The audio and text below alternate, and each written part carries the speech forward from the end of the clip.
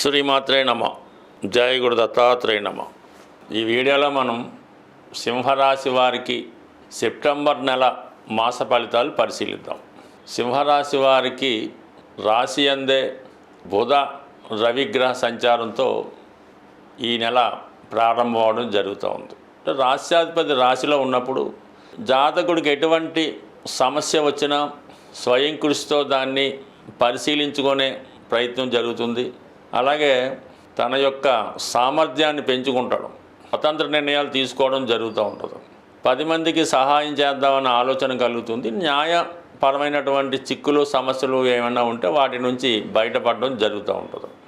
బుధుడితో ఏర్పడినప్పుడు ఏమవుతుందంటే బుధుడి యొక్క బలం పెరుగుతూ ఉంటుంది. అంటే ధన లాభాధిపతిగా బుధుడు రాశి అందు ఉండడం వలన ధనాన్ని సంపాదించే టాలెంటు మీకు పెరుగుతుంది. ఆ విధంగానే ఆదాయం కూడా కొద్ది కష్టంతో ఎక్కువ లాభాన్ని గడించడం జరుగుతూ ఉంటుంది. అంటే ఇది ఈ బుధాదిత్య యోగం విద్యార్థులకి చాలా చక్కగా ఉపయోగపడుతూ ఉంటుంది. కొత్త విషయాలు తెలుసుకోవడం, మంచి గురువు లభించడం జరుగుతూ ఉంటుంది. ఉద్యోగస్తులకి వారిలో నైపుణ్యం పెంచుకోవడం, ప్రజలకు మరింత మంచి సేవలు అందించడం, అలాగే ప్రభుత్వ పథకాలు ఏమైనా ఉంటే ప్రజలకు అందించాలనే నిజాయితీగా పనిచేయడం జరుగుతుంటుంది. ఏ స్వతంత్ర వృత్తిలో ఉన్నా కూడా వాళ్ళు స్వలాభం కన్నా ఇతరులకి హెల్ప్ చేయడం జరుగుతూ ఉంటుంది. ప్రస్తుతం ఈ బుధుడు రాశి అందు ఉండడం వల్ల ఆర్థిక పరంగా మాత్రం చాలా మంచి ఫలితాలు రావడం జరుగుతూ ఉంటుంది. అంటే 2-3 మార్గాల ద్వారా మీకు ఆదాయం లభిస్తూ ఉంటుంది. బట్ ది సేమ్ టైం ఈ సెప్టెంబర్ 17వ తారీఖున రవి మళ్ళా రాశి మారి ధనస్థానంలోకి రావడం జరుగుతూ ఉంటుంది. అంటే ఏదైనా కుటుంబపరమైన చికాకులు ఏమైనా ఉంటే దాన్ని పరిష్కరించుకుంటారు. కుటుంబంలో ఒకరికి ఏదో ప్రభుత్వ ఉద్యోగం కానీ ప్రభుత్వ పదవి కానీ వస్తూ ఉంటుంది.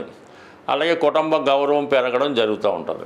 బట్ ది సేమ్ టైం కూడా అక్కడ ఉన్నటువంటి ఆల్రెడీ మనకి 15వ తారీఖునే బుధుడు స్వక్షేత్రమైనటువంటి కన్యలో ప్రవేశించి ఉచ్చులో ఉండడం జరుగుతుంది.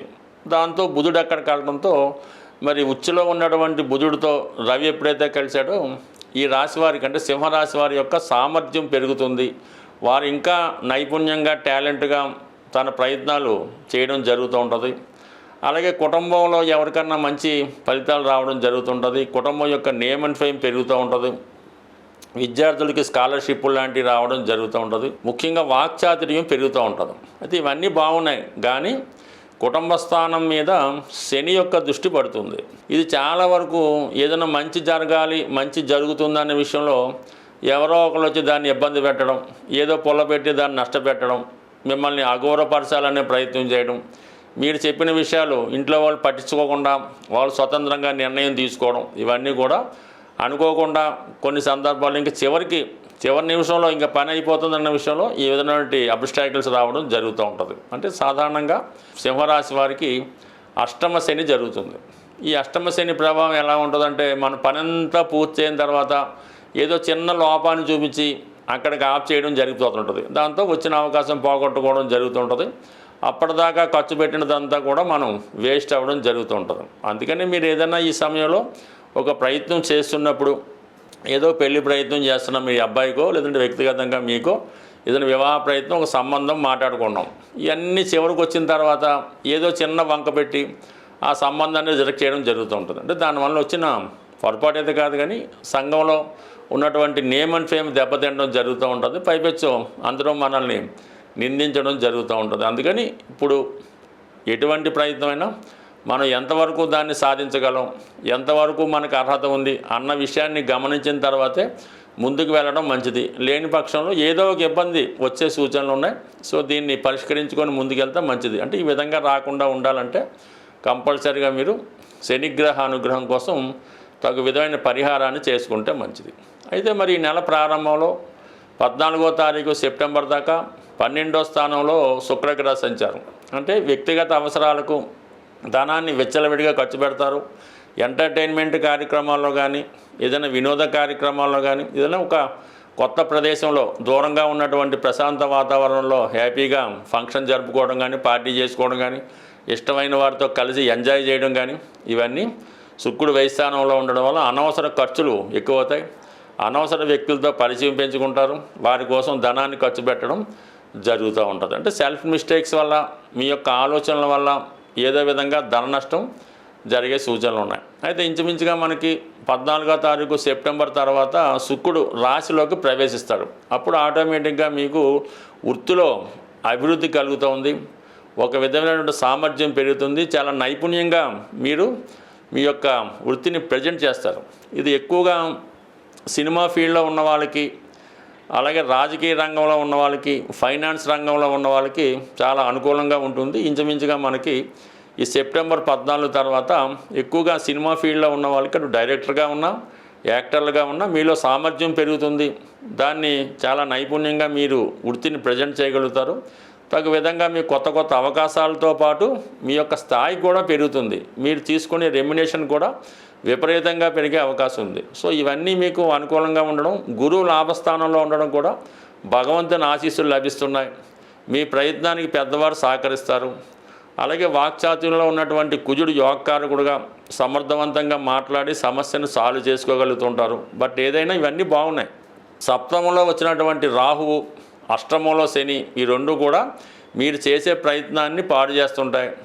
సంబంధం లేని వ్యక్తులు మీ జీవితంలో ప్రవేశించి ఏదో విధంగా మిమ్మల్ని నాశనం చేసే ప్రయత్నం చేస్తూ ఉంటారు. అలాగే మిమ్మల్ని ఏదో దాంట్లో దింపి మిమ్మల్ని మోసం చేయడం కూడా జరుగుతూ ఉంటుంది. అందుకని మీరు కంపల్సరిగా ఈ నెలలో రాహువు మరియు శని సంబంధించిన గ్రహాలకు పరిహారం చేసుకుంటే, మిగతా గ్రహాలన్నీ మీకు అనుకూలంగా ఉన్నాయి కాబట్టి మనకు అనుకూలంగా ఉన్న గ్రహాలకి మనం పెద్దగా ఏం చేయక్కర్లేదు. వాటికి అధిదేవతలకి కొద్దిగా నమస్కారం చేసుకోవడం, రోజు టెంపుల్కి వెళ్ళడం, రోజు సూర్య నమస్కారం చేసుకుంటే సరిపోతుంది. కానీ ఈ పాపగ్రహాలు రెండింటికి పరిహారం చేసుకుంటేనే మీకు ఈ నెలలో మంచి ఫలితాలు రావడం జరుగుతూ ఉంటుంది. లేని పక్షంలో రొటీన్గా జరుగుతూ ఉంటుంది. ఏదో చట్టం తన పని చేసుకున్నట్టు గ్రహాలు వాటి పనులు చేసుకుంటూ వెళ్తూ ఉంటాయి. మనం కేవలం ప్రేక్షకులుగా నిలబడడం జరుగుతూ ఉంటుంది. జ్యోతిష శాస్త్రం ప్రకారం జాతకంలో ఉన్నటువంటి దోషాలు అవి గోచారరీత్యా వాటిని అమలు చేయడం జరుగుతూ ఉంటుంది.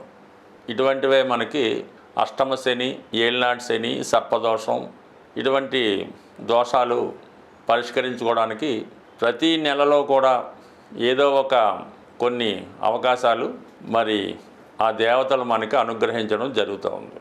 అందులోనే ముఖ్యంగా ఈ మాస శివరాత్రి, సంకష్టాల చతుర్థి లాంటివి ప్రతి నెల రావడం జరుగుతూ ఉంటుంది. అయితే జాతకంలో ఉన్నటువంటి ప్రధాన దోషాలు పితృదోషాలు. ఈ పితృదోషాలు జాతకంలో ఉన్నప్పుడు అవి ఒక కుటుంబం ఉన్నప్పుడు, ఆ కుటుంబంలో 4 అన్నదమ్ములు, 4 అక్కచెల్లెలు ఉన్నప్పుడు అందరి మీద దాని ప్రభావం అయితే ఉండదు. ఎవరో కొందరి మీదే ఆ పితృదోష పరిహారం రావడం జరుగుతూ ఉంటుంది. దీనికి కారణం వల్ల రిపీటెడ్గా జరుగుతూ ఉంటాయి. రిపీటెడ్గా అబార్షన్లు అవ్వడం, రిపీటెడ్గా ఇంట్లో ఎవరో ఒకరు దుర్మరణం పాలవడం జరుగుతూ ఉంటుంది. ఒక్కొక్క కుటుంబంలో ఏ సంవత్సరం కూడా ఈ పండగలు చేసుకున్నా లేకుండా ఎవరో ఒకరు కాలం చేయడం అది జరుగుతూ ఉంటుంది. దీనికి ఏర్పడుతున్నటువంటి కారణం ఏంటంటే అది మనకి పితృదోషాల కారణంగా ఈ విధంగా జరుగుతుంటాయి. అలాగే ఒక ఇంట్లో నిరుద్యోగులు ఎక్కువ మంది ఉన్నారు, పెళ్ళి కాకుండా ఉండిపోతున్నారు, వంశం అంతమైపోతుంది, ఇవి కూడా అదే కారణం అవుతుంటుంది. వాటి పరిష్కారానికే ప్రతి సంవత్సరం ఈ మహాలయ పక్షాలని ఈ భాద్రపద మాసంలో ఇంచుమించుగా 15 రోజుల పాటు రావడం జరుగుతూ ఉంటుంది. ఆ సమయంలో మీరు పితృదేవతల్ని సంతృప్తిపరిచే విషయంలో మీ యొక్క ఆచార ప్రకారం విధి విధానంగా దానికి సంబంధించినటువంటి పరిహార క్రియలు చేసుకోవలసి ఉంటుంది. మరి అది చాలా రకాలుగా చాలా ఆచారాలు ఉంటుంటాయి. వెరీ సింపుల్గా చేసుకోవాలనుకుంటే గోవుకి సేవించడం, గోవుకి తగు విధంగా మరి ఆహారం సమర్పించడం లాంటివి చేసుకోవడం కానీ, లేదంటే ఎవరైతే మీ పెద్దలు ఏ వయసులో అయితే వాళ్ళు చనిపోవడం జరిగిందో ఆ వయసులో ఉన్న వాళ్ళని సెలెక్ట్ చేసుకుని వాళ్ళకి చక్కగా మంచి వస్త్రాలు అవి పెట్టి వారికి భోజనానికి అవి ఏర్పాటు చేసి కొంత బహుమతి రూపంలో ఇవ్వడం వల్ల కూడా ఆ పితృదోషాలు చాలా వరకు పరిష్కారం అవడం జరుగుతూ ఉంటుంది. మామూలుగా పుష్కరాలయం వచ్చినప్పుడు అది వేరే సంగతి. కానీ ఈ మహాలయ పక్షాల్లో కంపల్సరిగా మీ పితృదేవతలను తలుచుకొని ఏదో 10 మందికి అన్నదానం చేయడం వల్ల, వారికి సేవ చేయడం వల్ల, బహుమతులు ఇవ్వడం వల్ల, ఏదన్నా దానం చేయడం వల్ల ఇది పరిహారం అవుతుంది. అంటే మీరు చాలామంది నమ్మకం ఉండదు, అసలు పితృదోషానికి దీనికి సంబంధం ఏముంటుందండి, మేము పెళ్ళి అవ్వడానికి దానికి సంబంధం అంటూ ఉంటారు.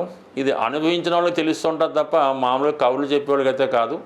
ఒకసారి 10 మందికి చేయడం వల్ల నష్టమైతే లేదు, కనీసం మీరు కాకపోయినా మీ తర్వాత తరమైనా బాగుంటుంది. కాబట్టి కంపల్సరిగా మీరు ఈ నెలలో వస్తున్నటువంటి మహాలయ పక్షాలు విధి విధానంగా మీకు ఎంత తాహత ఉంటే, ఎంత సహకరిస్తే అంతే చేయండి. పెద్ద ఎక్కువేమక్కర్లేదు, ఒక వ్యక్తికి చేయండి చాలు, సరిపోతుంది. బట్ ఏదైనా మనం చేసిన దాన్ని బట్టే భగవంతుని యొక్క ఫలితం కూడా ఉంటుంది. పితృదేవతలు అన్నా కూడా కేవలం భగవంతుడితో సమానంగానే ఉంటారు తప్ప వాళ్ళేం పర్టికులర్గా ఏం కాదు. ఇదంతా కూడా సమాజం యొక్క శ్రేయస్సు కోసం, మన యొక్క మంచి కోసం మన ఋషులు మనకు నిర్ణయించారు. ఆ ఋషుల యొక్క గోత్రంతో మనం వెళ్తున్నాం కాబట్టి ఇది సదా ప్రతి ఒక్కరి మీద దీని ప్రభావం చూపుతుంటుంది. అది ఎల్లవేళ చూపించాలని రూల్ లేదు, ఎప్పుడో ఒకసారి దాని ప్రభావం వస్తూ ఉంటుంది. దాన్ని కొంతమంది బలవుతుంటారు. అలాగ అవ్వకుండా ఉండడానికి ఈ పరిహారాలు చేసుకుంటే సర్వదా అందరూ ఆనందంగా ఉండాలి, అందులో మనం ఉండాలన్నటువంటి సిద్ధాంతం ప్రకారం మరి సర్వేజన సుఖినో భవంతు. శాంతి.